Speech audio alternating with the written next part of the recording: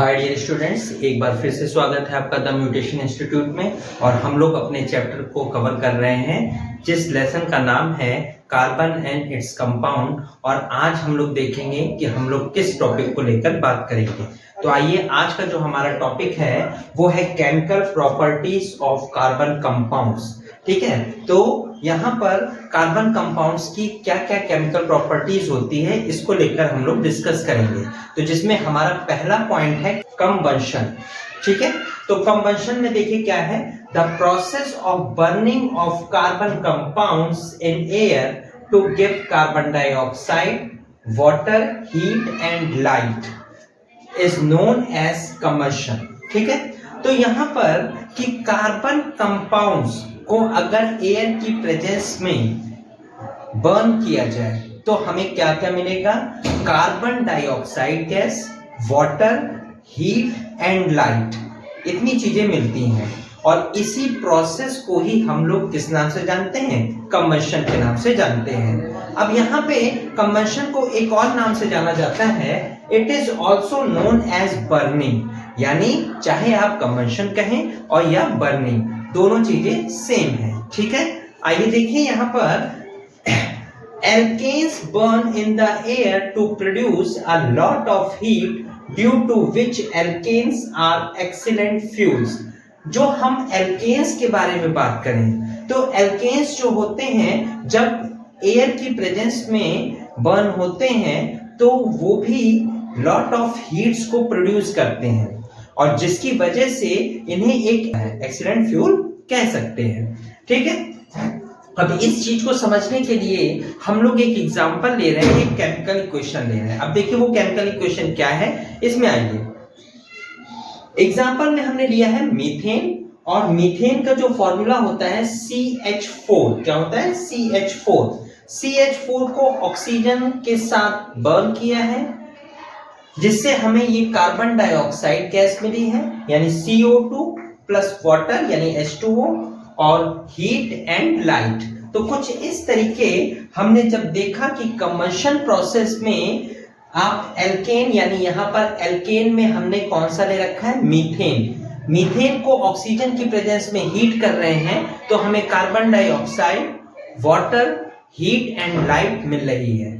तो इस तरीके था हमारा कंबंशन प्रोसेस। आइए अब हम लोग अपनी सेकंड प्रॉपर्टी यानी सब्स्टिट्यूशन प्रॉपर्टी की तरफ चलते हैं, यानी सब्स्टिट्यूशन रिएक्शन की तरफ चलते हैं। तो देखिए इस सब्स्टिट्यूशन रिएक्शन में क्या है, the reaction in which are hydrogen atom of hydrocarbon are replaced by some other atom like chlorine. यानी कहने का यहाँ पे ये मीन्स है कि अगर कोई हाइड्रोकार्बन है और उस हाइड्रोकार्बन में से हाइड्रोजन रिप्लेस कर दिया जाए किसी दूसरे एटम के थ्रू, यानी यहाँ पर वो दूसरा एटम हमने रिप्रेजेंट किया है क्लोरीन को लेकर। ठीक है ना, तो हाइड्रोकार्बन के हाइड्रोजन को रिप्लेस करा दिया जाए किसी दूसरे एटम के थ्रू, तो वहां पर वो रिएक्शन हमारी कहलाती है सब्स्टिट्यूशन रिएक्शन। ठीक है, तो यहाँ पर एग्जाम्पल के थ्रू यानी रिएक्शन के थ्रू हम इस चीज को समझेंगे। तो आइए समझते हैं हम। यहाँ पर हमने अगेन मीथेन को ही ले रखा है, तो यहाँ पर देखिए CH4Cl2, और याद रखिएगा कि ये रिएक्शन सनलाइट की प्रेजेंस में पॉसिबल होगी। ठीक है, तो आइए होगा क्या कि यहां से आप गौर करेंगे कि ये कुछ ऐसा दिख सकता है आपको, है ना। यहां से ये H निकल जाएगा, है ना, और ये जो Cl2 है यहां से अगर देखा जाए तो 2 Cl यहां पर हमें मिल सकते हैं, बिल्कुल मिल सकते हैं क्योंकि Cl2 है। होगा क्या कि ये Cl इस H के साथ मिलकर क्या बना लेगा, HCl it means hydrochloric acid, और जो ये जगह खाली हुई है इस H की, वो हमारा ये Cl क्या कर लेगा, कवर कर लेगा। यानी यहाँ पर जो हमें मिलेगा वो मिलेगा C, और यहाँ पर कितने H है, 3H है, तो CH3 और ये Cl इसमें ऐड हो रहा है तो हमारा हो जाएगा CH3Cl। तो यहां पर हम कुछ ऐसा लिख सकते हैं CH3Cl यानी क्लोरोमेथेन। ठीक है, क्या हो गया? क्लोरोमेथेन। ठीक है, क्लोरोमेथेन और साथ साथ में HCl यानी हाइड्रोक्लोरिक एसिड।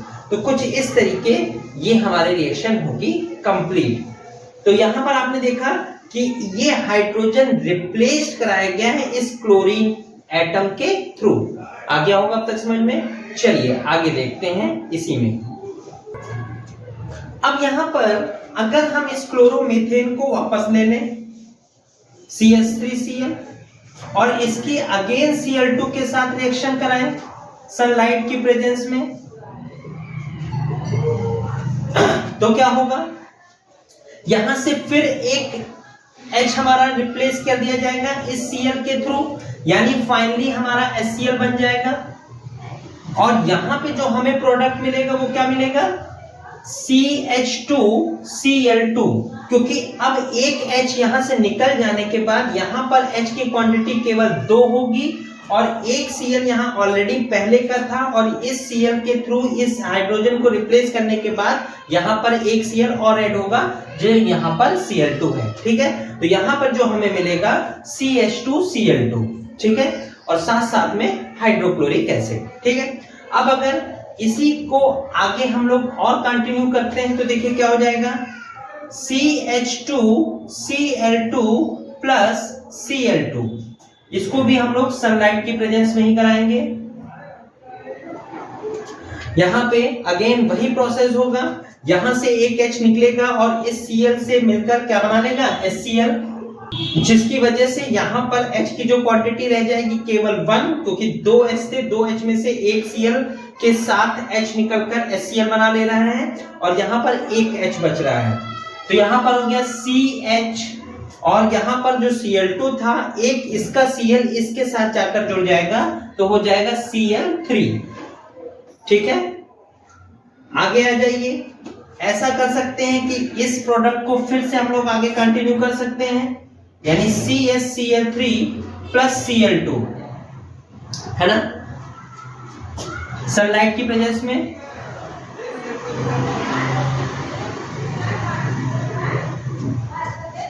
है ना, अगेन वही प्रोसेस, यहां का जो ये H है वो इस Cl के साथ रिप्लेस किया जाएगा, जिससे होगा क्या कि HCl बन गया और यहां पर जो एक H बचा हुआ था वो भी आपका निकल गया है, तो हमारा CCl4 कार्बन टेट्राक्लोराइड, ये आपका है कार्बन टेट्राक्लोराइड।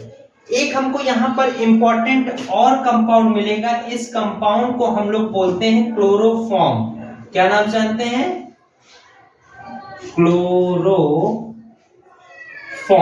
ठीक है ना, बात समझ में आ रही है? तो ध्यान दीजिएगा कि ये रिएक्शन तब तक चलती रहेगी जब तक यहां पर हाइड्रोजन मौजूद है। देखिए यहां पर हाइड्रोजन 4 है, लेकिन इस जगह पे हाइड्रोजन की क्वांटिटी 0 हो गई है। तो ये प्रोसेस तब तक चलता रहता है, यानी हाइड्रोजन रिप्लेस करते जाएंगे और यहां पर Cl ऐड होते जाएंगे।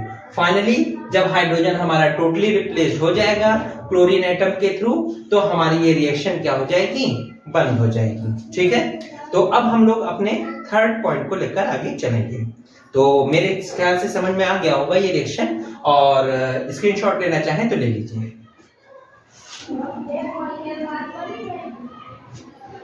चलिए ठीक है, आइए अब हम अपनी अगली थर्ड प्रॉपर्टी की तरफ चलते हैं, जो कि है एडिशन रिएक्शन। क्या है इसमें? The reaction in which unsaturated hydrocarbon combine with another substance to give a single product.